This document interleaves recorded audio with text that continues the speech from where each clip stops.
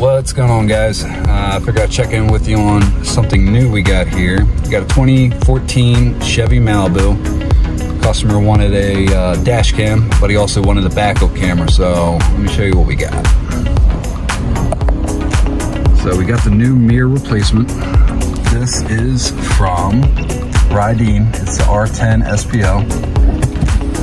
And what's nice about this one compared to the other ones on the market is this is a mirror replacement. So it's not the one that kind of just straps on your factory mirror. It does have the front-facing camera on the front there. It does have a camera in the rear. Obviously, you can see the image there.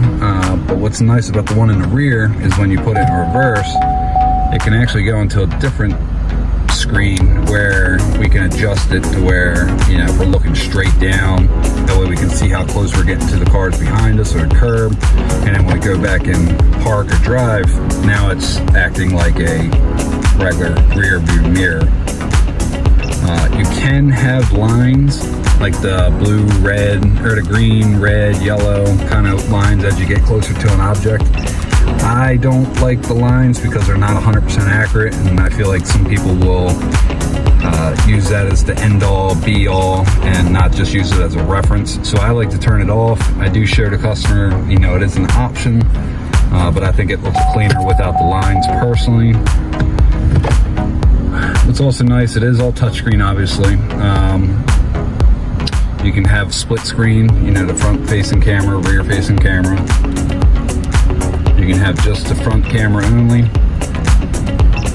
and then obviously right back to the rear facing, and then as I showed you, when you put it in reverse, it does go to the rear view camera. Does not need to use a cigarette plug for power like the other ones, which is also nice. This one gets hardwired. When you're recording for your dash camera, you can view the files right here on the screen. So if you wanted to playback, God forbid if you got in an accident, the police officer was on scene, you can show them what's going on right here on the screen. If you don't need the footage, you can delete it. It does have an SD card in the top.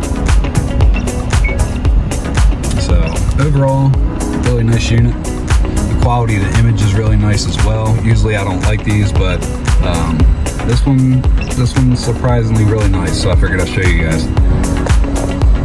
If you got any questions about this, let me know. I'll help you out. But other than that, appreciate you guys for watching. Until next time, see ya.